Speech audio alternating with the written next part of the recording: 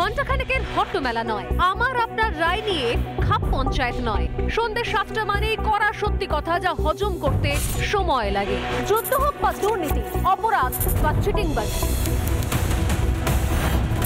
ঘুরিয়ে নাক দেখাই না আমি, যখন তখন রং বদলাই। আমি স্বর্ণালী, প্রশ্ন করি সোজাসুজি।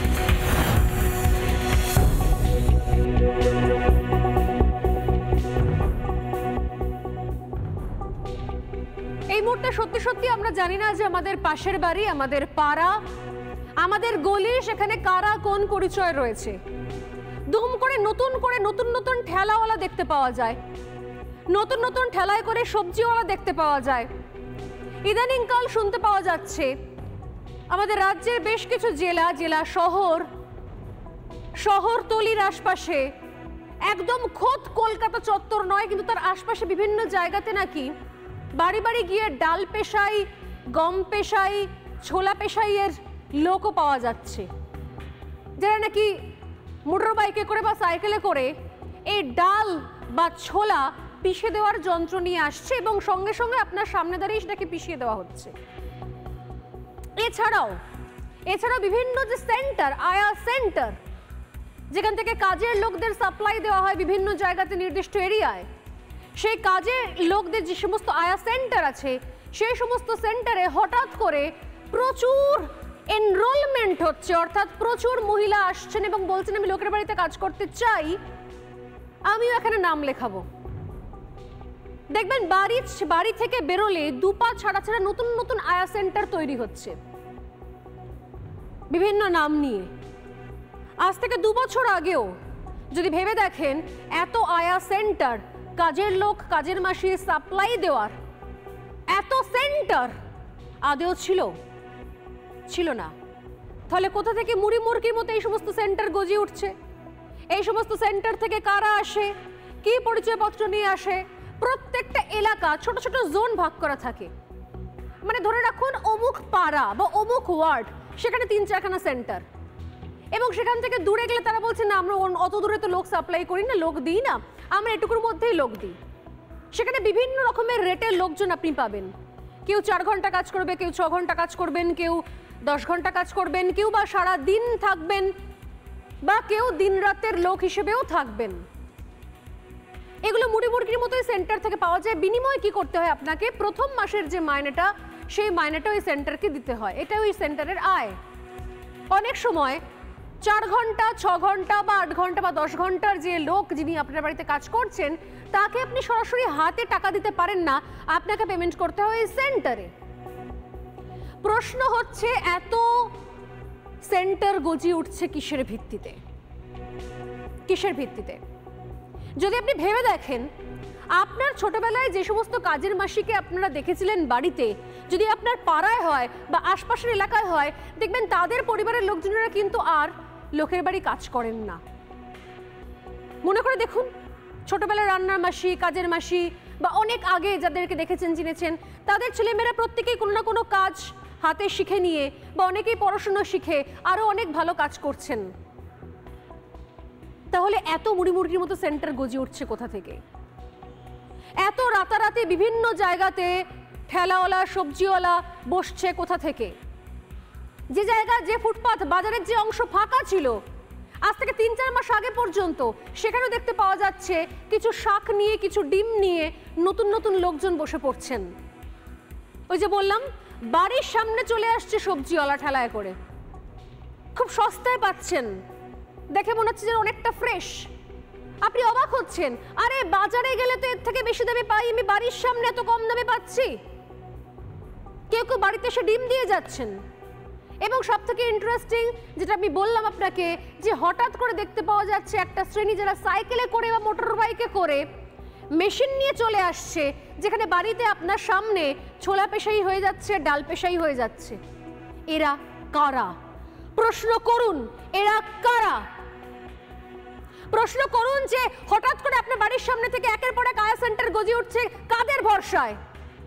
সেখানে নাম লেখাচ্ছে কারা?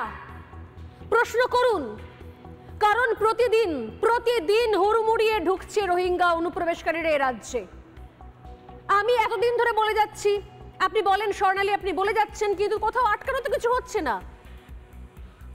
আজকাল টানা রিপাবলিকের খবরের জেরে পুলিশও বাধ্য হচ্ছে একটু নড়ে চড়ে বসতে,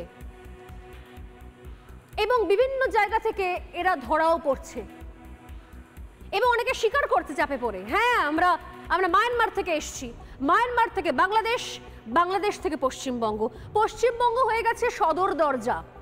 আমরা বলি না বাড়ির সামনে সদর দরজা থাকে একটা, যেখান দিয়ে মূল আমরা ঢুকি, পশ্চিমবঙ্গ সদর দরজা। সেই সদর দরজা দিয়ে সদর দরজার বিভিন্ন পার্ট যেগুলো রয়েছে, গোটা উত্তর থেকে দক্ষিণ জুড়ে একাধিক জায়গা যেখানে কাঁটাতার নেই, কারণ কাঁটাতার বসালে তো বাংলাদেশিদের অ্যালার্জি শুরু হয়ে যায়। কাঁটাতার কেন হবে? গোটা দেশ, সেই দেশের যারা সরকারে রয়েছে, অন্তর্বর্তীকালীন সরকারে যারা সে দেশের আমলা, সচিব, সবাই রাস্তা নেমে পড়ে যে কাঁটাতার চলবে না, কারণ কাঁটাতার দিয়ে তারা জানে যে হুড়ুমুড়ি ঢোকানো সম্ভব হয়, সম্ভব নয়। যারা এই মুহূর্তে খবর দেখছেন, নিঃসন্দেহে তারা প্রশ্ন করুন, আমিও প্রশ্ন করছি বিএসএফ কে, যে কি করে এত পরিমাণ অনুপ্রবেশকারী ঢুকছে। প্রশ্ন করছি কারণ প্রশ্ন করার অধিকার আমাদের, কিন্তু এটাও ঠিক, এই বিস্তীর্ণ অংশ যদি খোলা থাকে, কোনো কাঁটাতার না থাকে, কোনো পোস্ট না থাকে, শুধুমাত্র বিএসএফ এর পক্ষে দাঁড়িয়ে প্রত্যেকটা জায়গা ইঞ্চি ইঞ্চি নজরদারি করা আদৌ সম্ভব কি? উত্তর সম্ভব নয়। তার জন্য ঘন ঘন চেকপোস্ট দরকার, বা একদম কাঁটাতারের বেড়া দিয়ে পুরোটা ঘিরে ফেলা দরকার। একটা অঞ্চল একটা ইঞ্চি, 1 ফুট জমিও বাদ রাখা সম্ভব নয়। আমি জানি না কবে এই কেন্দ্র রাজ্য দ্বন্দ্ব শেষ হবে, আমি জানি না কবে বিএসএফ পুলিশের দ্বন্দ্ব শেষ হবে, আমি জানি না কবে কেন্দ্র রাজ্য একসঙ্গে হাতে হাত মিলিয়ে বলবে যে আমাদের সীমান্তকে সুরক্ষিত করতে হবে। শুধু রাজনীতি হয়, পশ্চিমবঙ্গের মানুষের সঙ্গে শুধু রাজনীতি হয়, কেন্দ্রের বয়ান দিচ্ছে, রাজ্যের বয়ান দিচ্ছে, আমরা কোথায় যাব? হুড়মুড়িয়ে লোক ঢুকছে, বিএসএফ এর দিকে আঙুল তুলছি, আর লোক ঢুকে এসে রাতারাতি প্যান কার্ড, রাতারাতি ভোটার আইডি কার্ড, আধার কার্ড বানিয়ে নিচ্ছে। তৃণমূল কংগ্রেসের দিকে আঙুল তুলছি, রাজ্য শাসক দলের দিকে আঙুল তুলছি, কিন্তু রেজাল্টটা কি হচ্ছে? সীমান্তে বিএসএফ, তাকে প্রশ্ন করতে পারি, রাজ্যের শাসক দল, তাকে প্রশ্ন করতে পারি, রেজাল্ট কি পাচ্ছেন? রেজাল্ট পাচ্ছেন আপনার বাড়ির আশপাশে অগুন্তি অপরিচিত নতুন নতুন মানুষ। রোহিঙ্গারা রোজ ঢুকছে, অনুপ্রবেশকারীরা রোজ ঢুকছে, নাম ভাড়িয়ে ঢুকছে, মুসলিম থেকে হিন্দু নাম নিয়ে ঢুকছে, আর ঢুকে মিশে যাচ্ছে আমাদের জনস্রোতে। কেউ চুরি করছে, কেউ ডাকাতি করছে, কেউ খুন করছে, কেউ মাদ্রাসাগুলোকে হাইজ্যাক করছে, মাদ্রাসায় গিয়ে পড়াচ্ছে, কেউ বিভিন্ন জায়গাতে জঙ্গি ঠেক বানাচ্ছে। আমরা কি করব? আমরা অসহায়ের মতো একটা শ্রেণী, যাদের মধ্যে আমিও পড়ি, একটা শ্রেণী প্রতিদিন আপনাদেরকে খবর দিয়ে যাবে, প্রতিদিন আপনাদেরকে সচেতন করে যাবে, আরেকটা শ্রেণী যারা বাড়িতে বসে খবরগুলো শুনবে, কিন্তু আসলে দিনের শেষে বোধহয় আমরা সবাই অসহায়। প্রতিদিন এই ঘটনাগুলো ঘটছে, আমরা জানতে পারছি, আমরা জানাচ্ছি, কিন্তু সলিউশন পাওয়া যাচ্ছে না। ভাবুন আপনারা, এই ঘটনা ঘটতে ঘটতে এমন জায়গায় পৌঁছে গেছে, সাইফ আলী খান, বলিউড স্টার সাইফ আলী খান, তার বাড়িতে পর্যন্ত চুরি করতে ঢুকে গেছে বাংলাদেশি, অবৈধ বাংলাদেশি। নিঃসন্দেহে তার পক্ষে এত সাহস নয়, তার পক্ষে চেনে জানা সম্ভব নয়, হয়তো অন্য কেউ বড় প্ল্যান করেছে, আর এদেরকে শ্রমিক মহল্লা থেকে তুলে এনে কাজে লাগানো হচ্ছে ভাড়াটে খুনি, ভাড়াটে চোর, ভাড়াটে ডাকাত হিসেবে। কারণ এটা পয়সার বিনিময়ে যা খুশি তাই করতে পারে। মাথার ছাদ দরকার, পেটের খাবার দরকার, হাতে অল্প সামান্য টাকা দিয়ে দিলে এদেরকে দিয়ে যা খুশি তাই, আমি আবারও বলছি, যা খুশি তাই কাজ করো না যে এদেরকে দিয়ে। তাই চলে গেছে মুম্বাই, শ্রমিক মহল্লায় টিনের চালে একটুখানি জায়গাতে একটা ঘরে হয়তো 30 জন থাকে, একটা ঘরে হয়তো 20 জন থাকে। অন্য কোনো বড় প্ল্যান হয়তো কারোর ছিল, সে বলেছে লে আও শ্রমিক মহল্লা সে লেকার আও বাংলাদেশি লোগোকো। তারা চলে গেছে, অল্প টাকায় তারা জানেও না সাইফ আলী খানের বাড়িতে ঢুকে গেছে চুরি করতে। হাতে হাতে ধরা পড়েছে, হাতে চাকু ছিল, খুর ছিল, সাইফ আলী খানকে কুপিয়ে দিয়েছে। প্রশ্ন হচ্ছে, বুঝতে পারছেন কি, এই সম্প্রদায়, এই গোটা দল, এই গোটা গোষ্ঠীটা, এই রোহিঙ্গা যারা অনুপ্রবেশকারী, কেউ বাংলাদেশ থেকে অনুপ্রবেশ করেছে, সে কেউ সোজা মায়ানমার থেকে বাংলাদেশ হয়ে অনুপ্রবেশ করেছে, সমস্ত বেআইনি অবৈধ অনুপ্রবেশ এখানে এসে নাম ভাড়াচ্ছে, জাল পরিচয়পত্র নিয়ে নিচ্ছে। এরা আমাদের জন্য তাহলে কতখানি ভয়ঙ্কর, কতটা ভয়ের, কতটা আতঙ্কের। যদি মুম্বাইয়ে গিয়ে এই ঘটনা ঘটাতে পারে, দিল্লি থেকে এই ঘটনা ঘটাতে পারে, বেঙ্গালোর থেকে ঘটনা ঘটাতে পারে, তাহলে আমরা আসলে বারুদের ওপর বাস করছি। বারুদের ওপর খোলা ছুরি নিয়ে, চাকু নিয়ে আমরা আসলে রাত কাটাচ্ছি। আমরা জানি না কোন দিনকে এসে আমাদের বাড়িতে ঢুকে গলাটা কেটে দেবে, আমরা জানতেও পারবো না। পুলিশ কিছু করতে পারবে না, কারণ এদের তো কোনো বৈধ পরিচয় নেই। অমুক অধিকারী, খুঁজে বেড়াও কোথায় থাকে, কোন বাড়িতে থাকে, তার তো নামই সেটা নয়। সাইফ আলী খান নিজের বাড়িতে তার প্রাণঘাতী হামলার শিকার হয়েছেন। তদন্তে নেমে মোহাম্মদ শরীফুল ইসলামের নাম পেয়েছে পুলিশ। ভাবুন, মোহাম্মদ শরীফুল ইসলাম আসলে মায়ানমারের রোহিঙ্গা, সেখান থেকে তারা খেয়ে ঢুকেছে বাংলাদেশে, বাংলাদেশ থেকেও তারা খেয়েছে। বাংলাদেশ থেকে হাজার যখন অনুপ্রবেশকারী ঢুকছে, সেখান থেকে তারা খেয়ে আবার সে ঢুকে এসছে পশ্চিমবঙ্গে, এসে নাম নিয়ে নিয়েছে শেহজাদ। সেখান থেকে এখানে জাল পরিচয়পত্র করে 20,000 30,000 টাকা দিয়ে ট্রেনে চেপে চলে গেছে মুম্বাই। সেখানে গিয়ে নাম চেঞ্জ করে নিয়েছে, আবার নাম চেঞ্জ করে নাম ভারিয়ে হয়ে গেছে বিজয় দাস। শ্রমিক মহল্লার টিনের ঘরে থেকেছে, একটা ছোট ঘর 8x10, সেখানে 20 জন 25 জন 30 জন করে থাকে।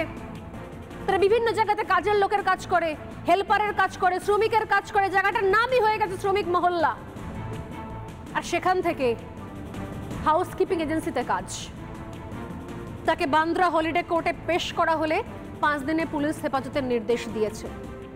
পুলিশ পর্যন্ত অবাক। Dikshit Gedam, DCB zone 9 Mumbai police press কনফারেন্সে কি বলছে শুনুন, দেখুন। बांद्रा पुलिस स्टेशन में गुना दाखिल किया गया है और एक आरोपी को उसमें अरेस्ट किया गया है। आरोपी का नाम मोहम्मद शरीफुल इस्लाम शहजाद है। अभी तक की इन्वेस्टिगेशन में ये समझ में आया है कि ये आरोपी चोरी के इरादे से उस घर में उसने एंटर किया था। ये जो आरोपी है, ये आरोपी बांग्लादेशी ओरिजिन का है, ऐसा हमारा डाउट है। इसमें কিছু ডেকে ডেকে বলতে হয়, সেরকম ভাবে দীক্ষিত গেদাম প্রেস কনফারেন্স করেছে এবং তার সঙ্গে এও জানিয়েছে যে দীর্ঘদিন ধরে এখানে রয়েছে, লাস্ট 6 মাস ধরে এখানে রয়েছে। মায়ানমার থেকে বাংলাদেশ, বাংলাদেশ থেকে পশ্চিমবঙ্গ, সেখান থেকে মুম্বাই গেছে। আর তার নতুন নাম হয়েছিল বিজয় দাস। সীমান্ত টপকে ভারতে প্রবেশ, হিন্দু নামকে ব্যবহার করা না, এই ঘটনা শুধুমাত্র মুম্বাইয়ের নয়, বেঙ্গালুরু, দিল্লি, কর্ণাটক, ভারতের বিভিন্ন রাজ্যে একই ঘটনা, একই স্টোরি। আর সেই অনুপ্রবেশকারীদের সেফ করিডোর সদর দরজা হচ্ছে এই বাংলা পশ্চিমবঙ্গ। গতকাল শিয়ালদা স্টেশনে এক যুবক আর 2 নাবালিকাকে সন্দেহজনকভাবে ঘুরতে দেখা যায়। তারা চিনতে পারছিল না, তারা এত বড় রেল স্টেশন দেখেনি কখনো। যেরকম হয় মানুষ প্রথম শিয়ালদা দেখলে যেরকম হয়, অবাক দৃষ্টিতে রেল দেখছে, স্টেশন দেখছে, বাইরে রাস্তাঘাট দেখছে, এত গাড়ি, এত ক্যাব, এত বাস, এত ট্যাক্সি, বুঝতে পারছে না, ভেলা চাকা খেয়ে গেছে। পুলিশের ডাউট হয়, সন্দেহ হয়, পুলিশ তাদেরকে ডেকে নিয়ে আসে, জিজ্ঞাসাবাদ করে। পুলিশ দেখে তারা থরহরিকম্প ভয়ে কাঁপতে থাকে এবং চাপের মুখে সত্যিটা স্বীকার করে ফেলে। লুকোনোর কোনো জায়গা নেই। সেই সময়তে বেশ কিছু লোকজন, এখন মোবাইল ফোন আছে না হাতে হাতে, মোবাইল ফোনে রেকর্ড করে নেয়। ভাবুন কি বলছে তারা, শুনুন। তাদের কাছে রীতিমতো মায়ানমারের পরিচয়পত্র রয়েছে, আইডেন্টিটি কার্ড, এবং এখান থেকে দিল্লি যাওয়ার ছক ছিল, কিন্তু কিছুই তো জানে না। জীবনে কোনোদিন এত বড় শহর দেখেনি, এত বড় রেল স্টেশন দেখেনি, স্টেশনের বাইরে এতগুলো প্ল্যাটফর্ম দেখেনি। দ্রুতকে জেরা করে জানা যাচ্ছে বাংলাদেশের কক্সবাজার, সেখানকার একটা রোহিঙ্গা ক্যাম্পে ছিল, সেখান থেকে গেদে সীমান্ত পেরিয়ে বগুলায় ঢুকে পড়েছিল। এই দুজনকে কাশ্মীর নিয়ে যাওয়ারও ছক ছিল।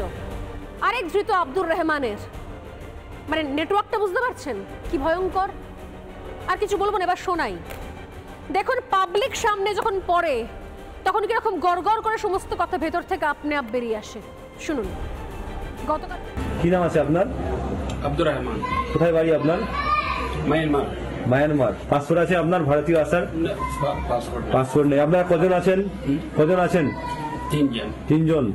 আপনারা এখানে এলেন কিভাবে? আমাকে इधर रोहिंग्या लोग আছে ওখানে। রোহিঙ্গা লোক কোথায় আছে? রোহিঙ্গা লোক কোথায় আছে? দিল্লি আছে। দিল্লি আছে। দিল্লি তারা কি করে? মজদুরি করে। মজদুরি করে। বর্ডার পাহাড়ের জন্য কত টাকা নিল? ও 20,000 টাকা। 20,000। এর একটা ছোট অংশ আমি দেখালাম, আমাদের কাছে এর পুরো বাইটটা রয়েছে, পুরোটা। আমি আমার টিমকে বলবো পুরোটা রেডি করে দিতে, আমি আপনাদের পরে আবারও শোনাবো। এটা একটা ছোট অংশ, ছোট পার্ট দেখালাম। এছাড়াও যখন তাকে আইডেন্টি কার্ড চাওয়া হয়, সে আইডেন্টি কার্ড দেখায়, চালাকি করে আইডেন্টি কার্ডটা উল্টে দেখায়, তাকে বলা হয় আইডেন্টি কার্ড উল্টে কেন, সোজা করে দেখাও, তখন সে আইডেন্টি কার্ডটা সোজা করে দেখায়। এই পুরোটা আমাদের কাছে আছে, আমরা দেখিয়েছি। আমি আবারও সুযোগ পেলে আপনাদেরকে দেখাবো গোটাটা। কিছু অংশ দেখালাম, ট্রেলার দেখালাম, পিকচার আবি বাকি হ্যাঁ। খাস কলকাতার নিউ টাউন, নাম শুনেছেন তো? নিউ টাউন নতুন করে উঠছে, নতুন নতুন জায়গা, নতুন নগরী নিউ টাউন। সেখানে গিজগিজ করছে রোহিঙ্গা, তারাও একই কাজ করছে। কেউ কাগজ কুড়োয়, কেউ সবজি বিক্রি করে, ঠেলা করে বাড়ির সামনে নিয়ে আসে। একটা ভিডিও ভাইরাল হয়েছিল, সেই ভিডিওর অংশ কিছুটা আপনাদের দেখাই, দেখুন কি বলছে।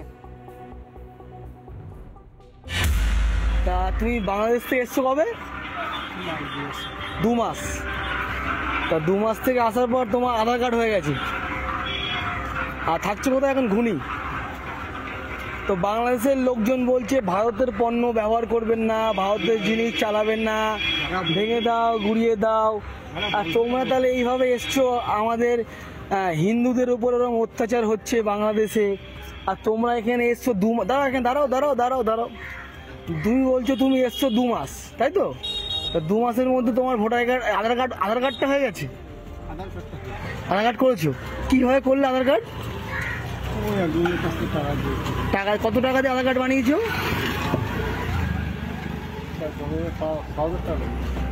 6,000 টাকা দিয়ে। আর এখানে এসছো কতদিন হলো? 2 মাস। তোমাদের বাংলাদেশের লোকজন বলছে ইন্ডিয়ার জিনিস ব্যবহার করবো না, ইন্ডিয়াকে ভেঙে দাও, জ্বালিয়ে দাও, পুড়িয়ে দাও। তোমার তুমি এসছো কি ভিসা নিয়ে? তোমার ভিসা আছে, পাসপোর্ট আছে? কি ভিসা নিয়ে এসছো? মানে ট্যুরিস্ট ভিসা। তা ট্যুরিস্ট ভিসা নিয়ে এখানে কাজকর্ম করছো, আধার কার্ডটা করে করলে কি করে? তুমি তো এই দেশের লোকই নও, তা আধার কার্ড করলে কেন? কোনো রকম কোনো সমস্যা হয় তাই আবার। আচ্ছা মুশকিল, তুমি তো এসছো ট্যুরিস্ট ভিসা নিয়ে ঘুরতে, তাহলে এরকম করছো কেন?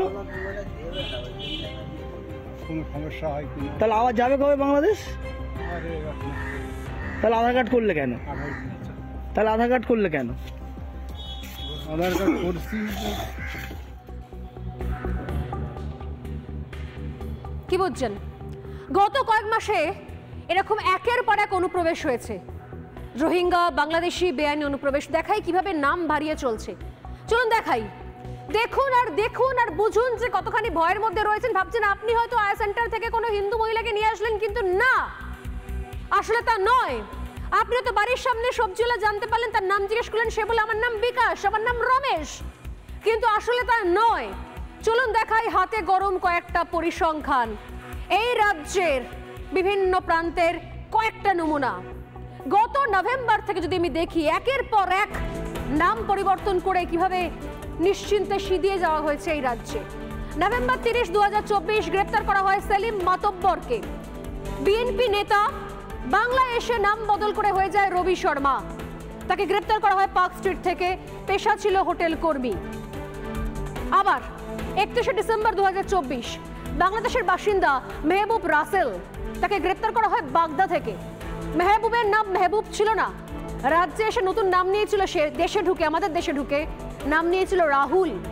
আর পেশা কি ছিল? ইলেকট্রিক মিস্ত্রি।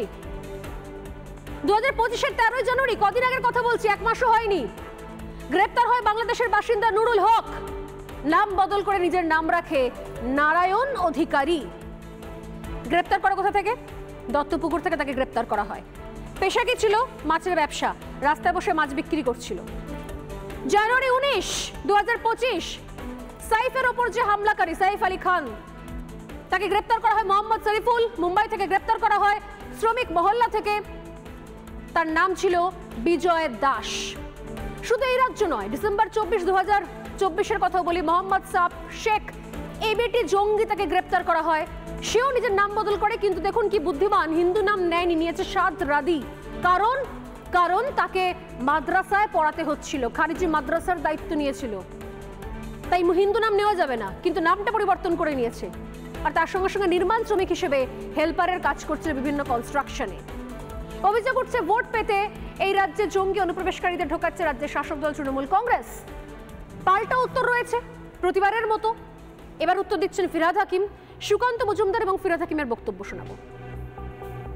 শিয়ালদা স্টেশন যান, আপনি সল্টলেকে যান, রোহিঙ্গা কত লাগবে? আপনি উত্তর কলকাতায় গঙ্গার পাড়ে যান, আপনাকে দেখিয়ে দিচ্ছি রোহিঙ্গা বস্তি বসানো হয়েছে। শুধু তাই নয়, শওকত মোল্লা থেকে শুরু করে শাহজাহান শেখে দিচ্ছি মাছের ভেড়িগুলোদের যে নিয়ন্ত্রণে আছে, মাছের ভেড়ির চারপাশে রোহিঙ্গাদেরকে বসানো হয়েছে। আপনি ছবি তুলতে পারবেন না, গিয়ে ভিডিও তুলতে গেলে আপনাকে খুন করে দেবে। তো এই তো পশ্চিমবঙ্গ। মমতা বন্দ্যোপাধ্যায় পশ্চিমবঙ্গকে বাংলাদেশ বানানোর জন্য যা যা করা দরকার তার বীজ বপন করে দিয়ে গেলেন। আমি জানি না আগামী দিনে আগামী প্রজন্মের ভবিষ্যৎ কি হতে চলেছে। কেন্দ্রীয় সরকারের অপদার্থতা, বর্ডার সিল করতে পারছেন, ওই দেশটা হয়ে গেছে কান্ট্রি অফ হুলিগেন। হুলিগানরা এখন ওই দেশ চালাচ্ছে। সুতরাং আরও বেশি সতর্ক হতে হবে। তার মানে এই নয় যে আমরা যারা এপাশ বাংলার লোক তাদের ওখানে গিয়ে বাঙালি বাঙালি করে যেন আমরা তাড়া করছে বিজেপি সাজে, সেটা করাটা ঠিক। মেদিনীপুর আরও বেশি পুলিশকে আরও সতর্ক হতে হবে। রোহিঙ্গা কোথাও ঢুকছে না, রোহিঙ্গা করে একটা কমিউনাল ডিভিশন করার চেষ্টা করছে। কোথায় বাড়ি আপনার? মায়ানমার। বর্ডার ক্রস পাওয়ার জন্য কত টাকা দিল? ও 20,000।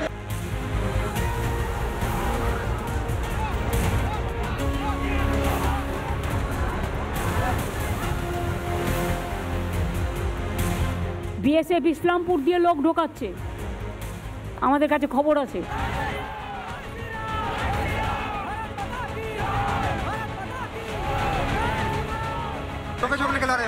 বাংলাদেশের বুকে পা রেখে আমরা লড়াই করবো। বিএসএফ অর্ডার দিয়ে দেখ না যে পাবলিক লড়ে যাও, দেখলেন আমাদের খেল।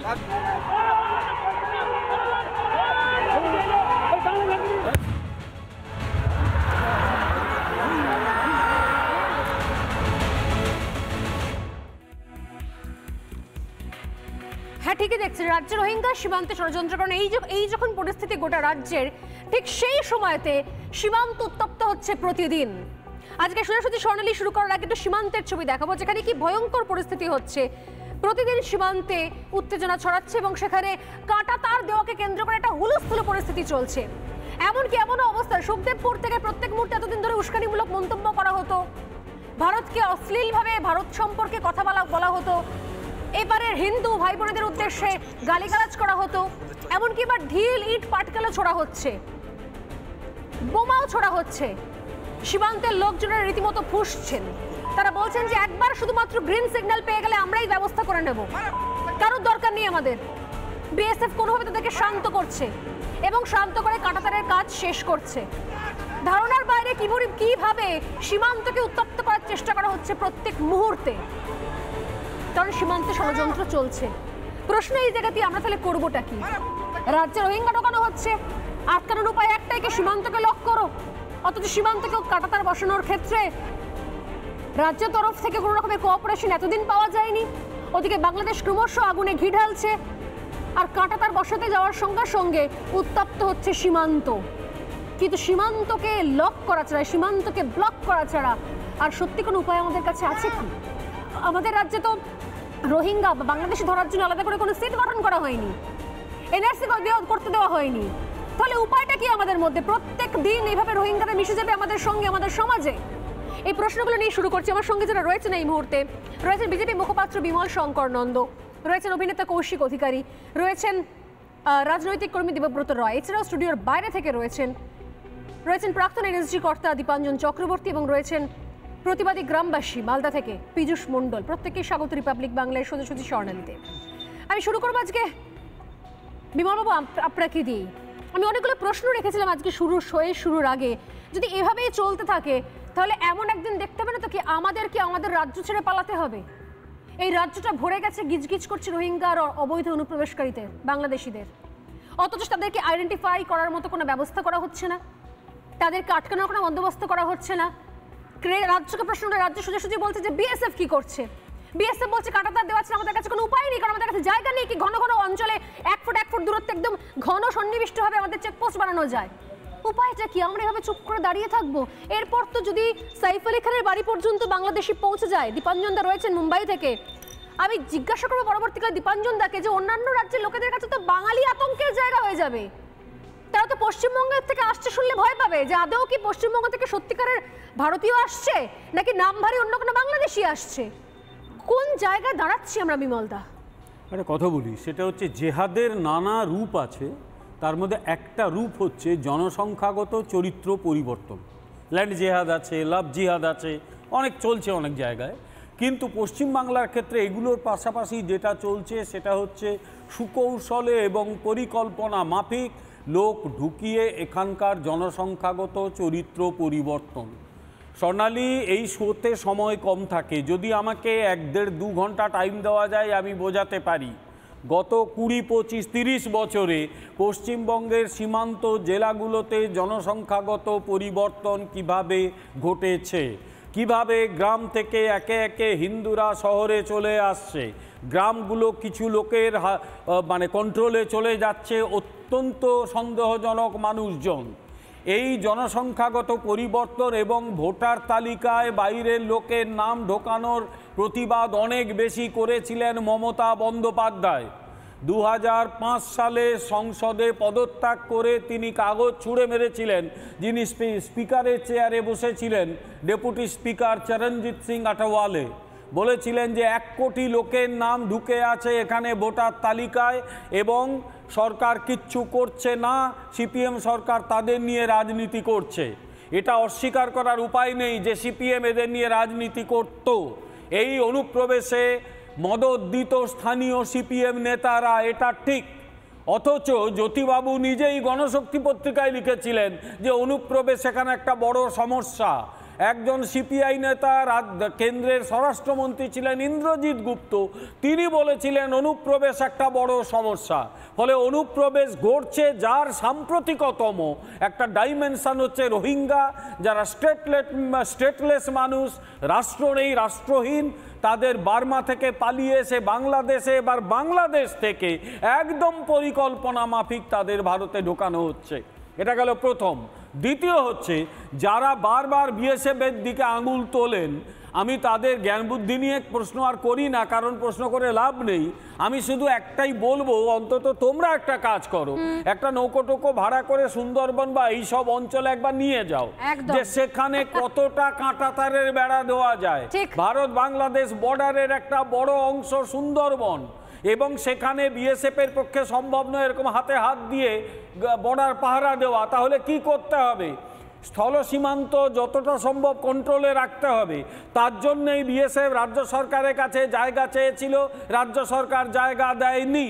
দ্বিতীয় কথা, এই রোহিঙ্গারা ভারতবর্ষে ঢুকছে, বিশেষত পশ্চিম বাংলায় ঢুকে এখানে নানাভাবে কি করে ভোটার আইডেন্টিটি কার্ড তৈরি করছে, কিভাবে তারা সমস্ত জাল নথিপত্র তৈরি করছে। সবচেয়ে বড় কথা হচ্ছে নাম তো ভাড়িয়ে নিচ্ছে। আমি কদিন আগে বলছিলাম যে যেভাবে কোথাও নতুন নতুন পেশা দেখতে পাচ্ছি আমরা, এরপরে আমরা যদি কেউ দাবি করি এই রোহিঙ্গাদের আইডেন্টিফাই করতে গেলে তাহলে এনআরসি চাই, তাহলে একযোগে বামপন্থী, তৃণমূল সবাই লাফাতে শুরু করবে এনআরসি চাই না, এনআরসি চাই না। কাগজ আমরা দেখাবো না, অথচ কাগজ আমরা দেখাবো না। আমি তো বলছি এনআরসি করলে ওদের ঠাকুরদারা কাগজ দেখাবে, ওরা তো বাচ্চা ছেলে, দেখাবে তো বটেই। কিন্তু আমার প্রশ্ন যে এদের আইডেন্টিফাই করব কি করে? এরা ছড়িয়ে যাচ্ছে গোটা দেশে, এবং ছড়িয়ে গিয়ে গোটা দেশের, শুধু পশ্চিম বাংলা নয়, জনসংখ্যাগত চরিত্র পরিবর্তন করছে, যেটা আগামী দিনে ভারতবর্ষের পক্ষে একটা ভয়ঙ্কর পরিস্থিতি তৈরি হতে পারে। একটা লাইনেই শেষ করি, অন্য রাজ্য বুঝেছে বলেই রোহিঙ্গাদের বিরুদ্ধে কঠোরতম ব্যবস্থা নেওয়া শুরু করেছে। পশ্চিম বাংলা কি করছে? একটা কথা দিয়ে শেষ করি, উত্তরবঙ্গের একটা পুরসভা, সেখানে এনআইএ তদন্ত করছে যে সেখানে কিছু লোককে জাল নথিপত্র দেওয়া হয়েছে, জাল সব নথিপত্র দিয়ে এদেশে তারা যাতে নাগরিক হতে পারে। রোহিঙ্গারা এরকম কত নথিপত্র পেয়েছে আমরা কেউ জানি না, কত টাকা বিনিময়ে এই শাসনদলের পরিসংখ্যান নেই। আমরা এক্সক্লুসিভলি একটা স্টোরি করেছিলাম কদিন আগে, দেখিয়েছিলাম, যারা শোতে রয়েছে তারা সবাই মনে হয় কম বেশি দেখেছেন। হোসেন গাজীর একটা কথা দেখিয়েছিলাম, হোসেন গাজী এক ভদ্রলোককে দেখিয়েছিলাম, আর ভদ্রলোক আর ছোট লোক বলছিল আলাদা করে, সে দিনের পর দিন রোহিঙ্গা ক্যাম্প চালিয়ে গেছে। সেই রোহিঙ্গাদের সেখান থেকে নিয়ে এসছে, সেখানে তাদের খারিজি মাদ্রাসায় পড়িয়ে রেডি করিয়ে কাগজপত্র দিয়ে তাদেরকে মিশিয়ে দিয়েছে জনগণের সঙ্গে। মূল জনস্রোতে তারা কোথায় কি আছে কেউ জানে না। প্রতিদিন ধরে হচ্ছে, প্রতিদিন ধরে এটা হচ্ছে এবং অন্যান্য রাজ্যে মিশে যাচ্ছে। দীপাঞ্জন আমাদের সঙ্গে রয়েছে। দীপাঞ্জন, সাইফ আলী খানের বাড়িতে অ্যাটাক, সেখানে চুরির ঘটনা, বিমলদা বলছিলেন যে জনসংখ্যা বাড়াচ্ছে, অন্যান্য রাজ্য জনসংখ্যা বাড়ছে। আমি তো বলছি অন্যান্য রাজ্যে জনসংখ্যার সঙ্গে ক্রাইম রেটও বাড়ছে। এদেরকে ভাড়াটে গুন্ডা, ভাড়াটে খুনি, ভাড়াটে চোর, ভাড়াটে ডাকাত করে এদেরকে দিয়ে কাজ উদ্ধার করানো হচ্ছে। এদের কাছে কোনো কিছু যায় আসে না, কেউ এদেরকে চেনে না, কেউ এদের আসল পরিচয় জানে না, এদের কোনো রুট নেই। এরপর অন্যান্য রাজ্যের কাছে পশ্চিমবঙ্গের লোকজন পশ্চিমবঙ্গ থেকে যাবে শুনলে তো মানুষ আতঙ্কে পড়ে থাকবে। মহারাষ্ট্র ইতিমধ্যে ব্যবস্থা নিয়েছে, সিট গঠন করা হয়েছে, তারপর আমাদের রাজ্যে কোনো ব্যবস্থা নেই। আমি সিরিয়াসলি জানতে চাই যে এরপর সত্যি সত্যি এমন দিন, আমার তো মনে হয় কি কোথাও আমাদের রাজ্য ছেড়ে কোনোদিন আমাদের না পালাতে হয়, কিন্তু ভিন রাজ্যের ক্ষেত্রে বা কতখানি আতঙ্কের জায়গা তৈরি করেছে পশ্চিমবঙ্গ নামক সদর দরজা দিয়ে ঢোকা এই সমস্ত অনুপ্রবেশকারী রোহিঙ্গারা। দীপাঞ্জন দা, দেখো আজকে যাকে একে ধরে নিয়ে গেছে সে আমি থানেতে থাকি এবং মুম্বাইয়ের একদম পার্শ্ববর্তী এলাকা এবং আমারই এলাকায় হীরানন্দানী এস্টেট থেকেই ধরে নিয়ে গেছে। এবং আমি আজকে দুপুরবেলায় আমাদের যে লোকাল পুলিশ স্টেশন কাসার বারাবালি, আমি ওখানে গেছিলাম, যেহেতু এখান থেকে ধরে নিয়ে গেছে কি ব্যাপার কি ইম্প্যাক্ট দেখতে গেছিলাম। সাংবাদিক না হলেও একটা কৌতূহল ছিল। আমি অবাক হয়ে দেখেছিলাম ওখানে প্রায় 70-80 জন ছেলে, অল্প বয়স্ক ছেলেকে বসিয়ে রাখা হয়েছে। তো পুলিশ স্টেশনে আমি চেনা শোনা জিজ্ঞাসা করলাম এরা কারা, এবং যেহেতু পুলিশের অফিসার আমাকে চেনেন, অদ্ভুত কথা শুনলাম।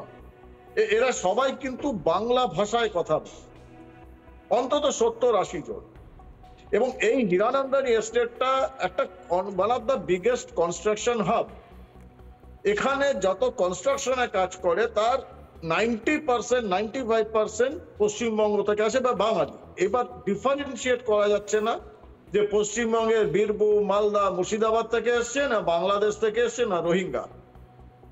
তো যারা পশ্চিমবঙ্গের অ্যাকচুয়াল নাগরিক, বাংলায় কাজ কর্মসংস্থান নেই, মাইগ্রেটরি লেভেলে বাংলার টপ মোস্ট জায়গায় পৌঁছে গেছে, তারা কাজের সন্ধানে ভারতবর্ষের বাইরের রাজ্যগুলোতে আসছে, মহারাষ্ট্রে আসছে।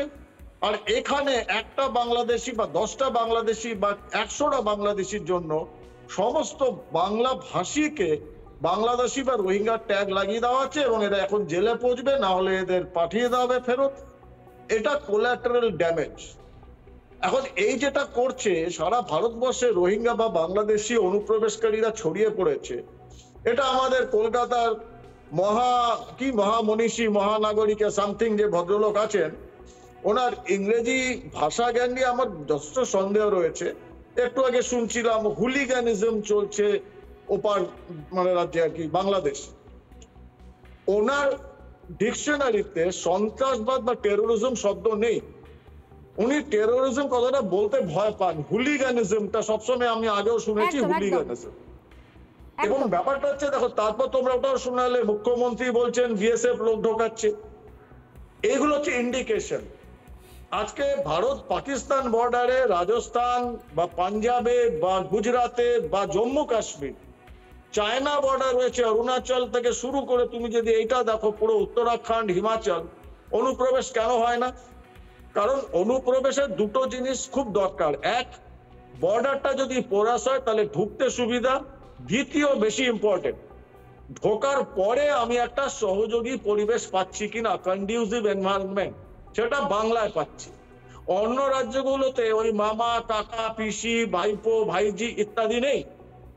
বাংলায় এরা খুব ভালো করে জানে, একবার ঢুকে পড়তে পারলে 20,000 টাকা আমার রেশন কার্ড হয়ে যাবে, আমি একটা বার্থ সার্টিফিকেট পেয়ে যাবো, তার বেসিসে আমি আধার কার্ড বানাবো, ভোটার আই কার্ড বানাবো। এবং তারা স্বীকারও করছে। আমি জানি না যে অন্য কোনো সময় রোহিঙ্গা ধরা পড়লে হয়তো, এখন তো মোবাইল থাকে সবার হাতে হাতে, তাই ভিডিওটা আমাদের কাছে চলে এসছে। পুলিশ আদৌ তো জানায় না কোথায় কত রোহিঙ্গা পড়ছে। কিছু আগে বিমলদা বলছিলেন যে আমাদের কাছে পরিসংখ্যানই নেই যে কত রোহিঙ্গা ঢুকছে, কোথায় যাচ্ছে, তারা তাদের কাছে কজন আধার কার্ড বানাচ্ছে, নতুন আধার কার্ড এরকম কতগুলো হচ্ছে, কোনো কিছুর পরিসংখ্যান নেই। আমরা জানি না। এটা একটা সমস্যা কি জানো স্বর্ণালী, সমস্যা হচ্ছে আমি বাঙালি, আমাদের ভয় লাগছে কালকে আমাকে যদি কেউ না এখানে বাংলা ভাষায় কথা বলছি বলে বাংলাদেশের লোক বলে, আমি আমার কাছে আধার কার্ড আছে। অ্যাবসলিউটলি, এটাই আমি জানতে চাইছিলাম যে এখন যে অবস্থা হয়ে গেছে, এরপরে সত্যি সত্যি পশ্চিমবঙ্গের লোকজন ভিন রাজ্যে গিয়ে বাংলায় কথা বলে লোকে আতঙ্কে পড়বে। এখানে বলে লাভ নেই কিছু, বাংলা পক্ষ জিগের তুলে লাভ নেই। সম্পূর্ণ দায়ী পশ্চিমবঙ্গ প্রশাসন এবং শাসক দল তৃণমূল এবং মমতা ব্যানার্জির প্রশাসন। সারা বাংলায় আজকাল বাংলা ভাষায় কথা বলে সে বাংলাদেশি হয়ে যাচ্ছে, রোহিঙ্গা হয়ে যাচ্ছে, তার জন্য দায়ী এই ফিরাদ হাকিমের মতো লোকেরা। এখন বাংলা সারা ভারতবর্ষে আমি শুনছি, আমি থানেতে আজকে এখানে হিরানন্দানী ক্লাবে গিয়ে শুনছিলাম এক্স্যাক্টলি যে কথাটা আমি কিছুদিন আগে বলেছি, যে এখন পশ্চিমবঙ্গ কি সারা ভারতবর্ষকে রোহিঙ্গা রফতানি করছে, এক্সপোর্ট করছে টেরোরিস্ট বাংলাদেশি। অবাঙালিরা আমাকে যখন এই প্রশ্ন করছে আমার উত্তর দেওয়ার নেই, এবং আমার দুর্ভাগ্যক্রমে ফিরাদ হাকিমের মতো মহাপুরুষ, মহানায়ক, মহানাগরিক আমার সামনে নেই, যিনি জাস্টিফাই করবেন, এসব মমতা ব্যানার্জি জাস্টিফাই করবেন যে সব বিএসএফ ঢুকিয়ে দিচ্ছে, বিএসএফ ঢুকিয়ে দিচ্ছে, তারপর সে বেটা আধার কার্ডটা বানিয়ে নিয়ে সেটা বোম্বাই চলে আসছে। এইসব গল্প কাকে দেন? কম্প্রোমাইজ কোথায়? কালকে তোমার বাড়ি আমার বাড়িতে লোক ঢুকবে, এই নেতাদের বাড়িতে কি কোনো এরকম বাংলাদেশের লোককে রাখবে? রাখবে না। তো এটা একটা ভয়ঙ্কর পরিস্থিতি সারা ভারতবর্ষ জুড়ে। আমি এই জায়গা থেকে আসছি, কিছুক্ষণ আগে বলছিলেন যে আলোচনা করছি যে কোথা থেকে আসছে কি হচ্ছে। আমি কৌশিকের কাছে আসবো, তাকে কৌশিক, দেবব্রত এবং পলাশ আমাদের সঙ্গে রয়েছেন। সীমান্ত যেভাবে কত উত্তপ্ত হয়ে রয়েছে সুখদেবপুর বারবার করে, তার আগে আমি কদিন আগে বলছিলাম যে পীযূষ আমাদের সঙ্গে রয়েছেন, তার আগে আমি বলছিলাম যে কিভাবে হুড়মুড়ে রোহিঙ্গা ঢুকছে, হোসেন গাজীর মতো লোকজনেরা কিভাবে রোহিঙ্গা ক্যাম্প চালাচ্ছে। এখানে একজন বাইট দিচ্ছে কৌশিক, যে বলছে যে হ্যাঁ রোহিঙ্গা এখানে এসেছে, এখানে থেকেছে, 30টা ঘরে 327 জন রোহিঙ্গা থেকেছে। আমি মুখ্যমন্ত্রীকে সব জানিয়েছি, তার মানে সরকার সব জানে, শাসক দল সব জানে কোথায় কোন রাস্তা দিয়ে রোহিঙ্গা ঢুকছে। আমি যেটা বলছি কৌশিক, বিভিন্ন জায়গাতে আমরা দেখছি পরিবেশগত চেঞ্জ দেখতে পাওয়া যাচ্ছে। আমাকে একজন বলছে কামারহাটির কাছে জয়রামবাটিতে সমস্ত অটো চালকরা নাকি কেউ আর হিন্দু নেই সেখানে। আপনি মন্দিরে যাবেন, শিবের মাথায় জল ঢালবেন, একটা ডাবলা নাকি কেউ হিন্দু নেই সেখানে, সব নতুন নতুন লোক বসে যাচ্ছে। কারা আসছে, কোথা থেকে আসছে কেউ জানতে পারছে না, সব পরিবর্তিত হয়ে যাচ্ছে, চেঞ্জ হয়ে যাচ্ছে। এবং এই নিয়ে শাসক দলের কারোর কোনো মাথা ব্যথা নেই, কোনো কথা নেই। যখনই অনুপ্রবেশ নিয়ে আলোচনা হচ্ছে সবাই তারা শুনে চলে যাচ্ছে বিএসএফ এ, কিন্তু প্রতিদিন সকাল থেকে রাত পর্যন্ত নতুন নতুন একটা প্রফেসর এসেছে কি না, বাড়ির সামনে সাইকেলে করে বা বাইকে করে আসছি, ছোলা পেশাই হচ্ছে, হ্যাঁ ছোলা পেশাই হচ্ছে, ডাল পেশাই হচ্ছে, এরা কারা কেউ জানে না। এদেরকে নাকি রিহ্যাবিলিটেশনের মতো ওদের নাকি ব্যবস্থা করা হয়েছে তৃণমূলের তরফ থেকে, সমস্ত রোহিঙ্গাদের বিভিন্ন কাজে লাগিয়ে দেওয়া, কেউ জোগাড়ে, কেউ মিস্ত্রি, কেউ নির্মাণে, কেউ এই ধরনের লোকের বাড়ি বাড়ি যাওয়া, কিছু না হলেও অন্তত কয়েকটা শাকসবজি নিয়ে বাজারের একটা কর্নারে ফাঁকা জায়গায় বসিয়ে দেওয়া। আমরা কি বুঝতে পারছি না? এখনো পর্যন্ত চুপ করে থাকবো? রাতারাতি দুপা অন্তর অন্তর তোমার পাড়ায় গিয়ে দেখবে নতুন নতুন আয়া সেন্টার গজিয়ে গেছে। এত আয়া সেন্টার কোথা থেকে আসছে? এত মহিলারা কাজের জন্য আসছেন কোথা থেকে? 2 মাস আগেও তো লোক পাওয়া যেত না। কৌশিক, আমি একটা কথা বলছি, আজকে একটা বিখ্যাত তারিখ, সেটা হচ্ছে 19শে জানুয়ারি। আজ থেকে ঠিক 35 বছর আগে আজকের দিনে কাশ্মীরে মুসলমানরা একটা স্লোগান দিয়েছিল, রালিব গালিব চালিব। রালিব মানে হচ্ছে হয় ধর্মান্তকরণ, মানে ধর্ম পাল্টে নাও, গালিব মানে হচ্ছে মৃত্যু, যদি না পাল্টাও তাহলে মৃত্যু মানে মেরে ফেলা হবে, আর চালিব মানে হচ্ছে না হলে কাশ্মীর ছেড়ে পালিয়ে যাও। সেই তারিখটা ছিল আজ 19শে জানুয়ারি, ঠিক আজকে 35 বছর আগে আজ থেকে। এবং সেই কাশ্মীরে আমাদের ভারতীয় মানুষজনেরা সেই কাশ্মীর ছেড়ে পালিয়ে গেছিলেন। তারপরে তারা অস্ত্র হাতে তোলেননি, কোনো জেহাদ করেননি, তারা শুধু বিচারের আশায় বসেছিলেন। এটা আমাদের ভারতবর্ষের সংস্কৃতি এবং বিশেষ করে হিন্দুদের সংস্কৃতি। আমি বলছি, এই যে আমরা মমতা বন্দ্যোপাধ্যায়কে দোষ দিচ্ছি, আমি কিন্তু একেবারেও মমতা বন্দ্যোপাধ্যায়কে দোষ দিচ্ছি না। তার কারণ হচ্ছে তিনি এমন একটা প্ল্যাটফর্মের ওপর দাঁড়িয়ে আছেন যেখানে মুসলমানরা যদি মমতা বন্দ্যোপাধ্যায়কে ভোট না দেয়, তাহলে মমতা বন্দ্যোপাধ্যায় এই মুহূর্তে 1 ঘন্টা পরে যদি ইলেকশন করা হয় হেরে যাবে। মুসলমানরা যদি মমতা বন্দ্যোপাধ্যায়কে ভোট না দেয়, তাহলে মমতা বন্দ্যোপাধ্যায় 1 ঘন্টা পরে যদি ইলেকশন করা হয় হেরে যাবে। এটা হচ্ছে চিরসত্য। তাই তিনি মুসলিম তোষণ করছেন, এটা নিয়ে কোনো সন্দেহ নেই। কিন্তু আমার একটা প্রশ্ন আছে, এই কয়েকদিন আগে বিকাশ রঞ্জন ভট্টাচার্য, বিখ্যাত আইনজীবী, হাইকোর্টের আমরা শুনেছি, তিনি কুম্ভ মেলা নিয়ে একটি অত্যন্ত কুরুচিকর একটি বক্তব্য রেখেছিলেন। বক্তব্য হচ্ছে, বিকাশবাবুকে কোনোদিন শুনেছেন যে 2012-13-তে হজের জন্য এই ভারত সরকারের ভর্তুকি ছিল 850 কোটি টাকা। বর্তমান সরকার 2018 সালে সেটা বন্ধ হয়। এই বিকাশ ভট্টাচার্য, যিনি কলকাতার মেয়র ছিলেন, যিনি বামপন্থী মৌলবাদকে তোষণ করেন, বামপন্থী মৌলবাদ এবং ইসলামিক মৌলবাদকে একসঙ্গে মিশিয়ে রাজনীতি করেন, গরু খেয়ে বিপ্লবী হন, সেই বিকাশ ভট্টাচার্যরা যে মাটিটা পশ্চিমবঙ্গের বুকে তৈরি করে দিয়ে গেছেন, সেই মাটি থেকে মমতা বন্দ্যোপাধ্যায়ের সরে যাওয়ার কোনো উপায় নেই। এবারে রোহিঙ্গা, আমি রোহিঙ্গাদের প্রশ্নে যারা বললেন তারা অনেক তথ্য দিয়ে বললেন। আমি একদম সাধারণ মানুষ হিসেবে যেগুলো চোখে দেখেছি, চোখে, আমি সোনারপুরে থাকি, আমি সেখানে কিছু জিনিস চোখে দেখেছি, আমি আপনাদের মাধ্যমে মানুষকে সচেতন করার জন্য কয়েকটা জিনিস বলতে চাই। আমি বলছি, দুপুরবেলায় লক্ষ্য করবেন সাইকেলে করে ছোলার ডাল, মুসুরির ডাল, মটর বিক্রি করতে বেরোচ্ছে সাইকেলে করে। আমি একটি লোককে ধরেছিলাম, আমি একা থাকি, নিজে রান্না করে খাই, তাই মুসুর ডাল কিনবো বলে আমি দাঁড় করালাম। সম্পূর্ণ আমরা যে পূর্ববঙ্গের যে ভাষাটাকে কথায় বলি, বাঙাল ভাষা আমরা বলি না, বাঙাল ভাষা, সেই ভাষায় কথা বলছেন এবং তিনি ধর্মীয়গত দিক থেকে মুসলিম। তার সঙ্গে আমি একটুখানি কথা বলে, আমি নিজে একটুখানি কথা বলে বুঝতে পেরেছি তিনি ভারতবর্ষের বাসিন্দাই নন। আচ্ছা, কোনো কিচ্ছু জানে না। আচ্ছা, ওই ভদ্রলোক যদি ওই দুপুরবেলায় আমার বাড়িতে এসে বলে একটু জল দাও, বলে আমাকে মেরে আমার বাড়ি থেকে 4টে জিনিসপত্র নিয়ে চলে যায়, আমি কোন থানায় যাব? আমি কোন থানায় গিয়ে বলবো যে এই লোকটা আমাকে মেরে গেছে? সেই লোকটা কে? এই তথ্য নেই আমাদের কাছে। বসে আছেন, বলতে পারবেন বর্ডারে প্রতি মুহূর্তে চুরি ছিনতাই এমনি বেড়ে গেছে, একদমই তাই করতে পারছে বলে তারা কাটাতে দিতে দিচ্ছে না।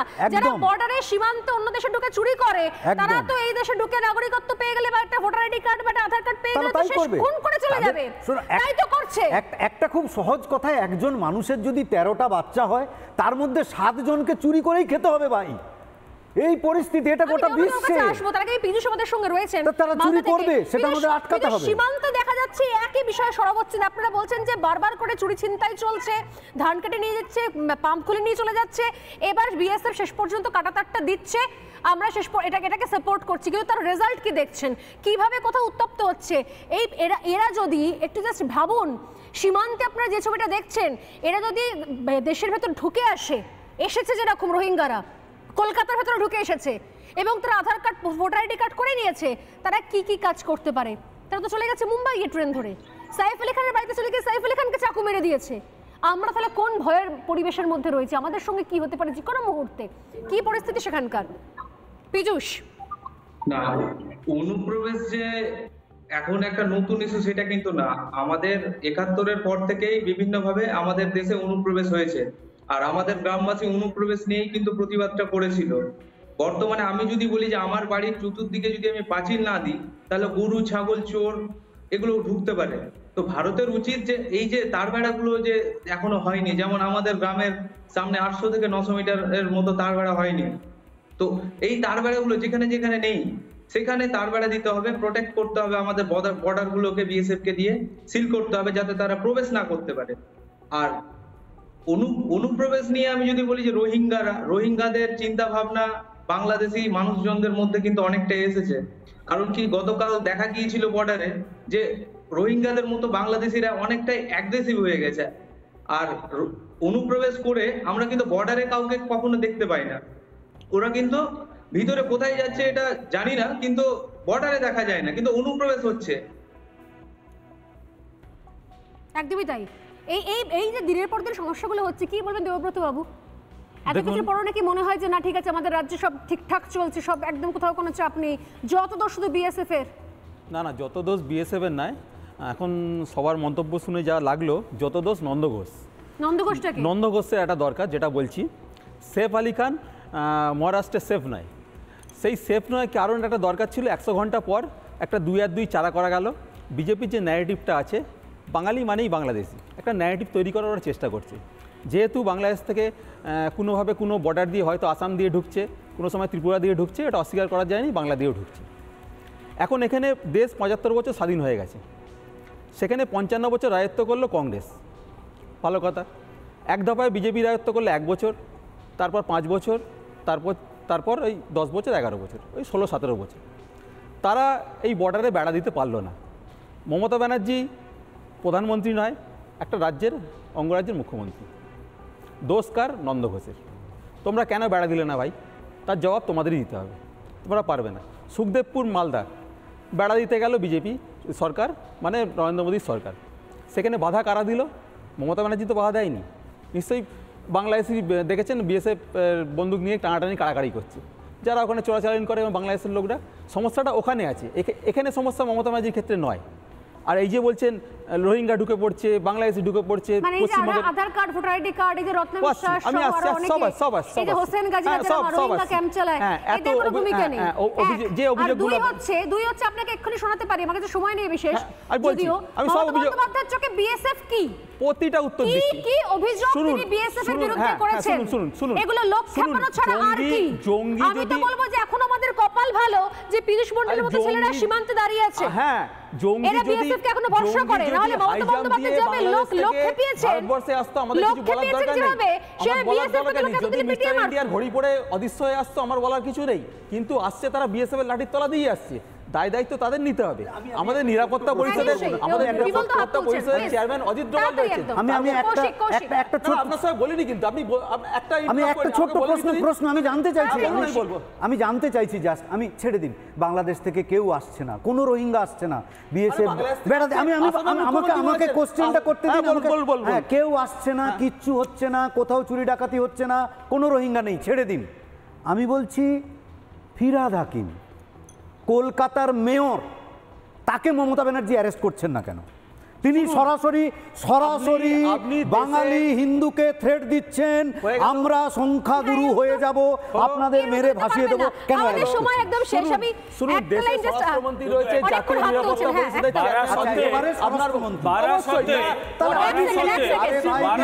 যদি বাংলা চালাবে, স্বরাষ্ট্রমন্ত্রী যদি বাংলা চালাবে, ছেড়ে দিন। বাংলাদেশ থেকে যারা এসেছো তারা দেবব্রতদা, রত্ন বিশ্বাসকে, কথাবার্তাগুলো তৃণমূলের উচিত নিজের বাড়িতে গিয়ে বলা।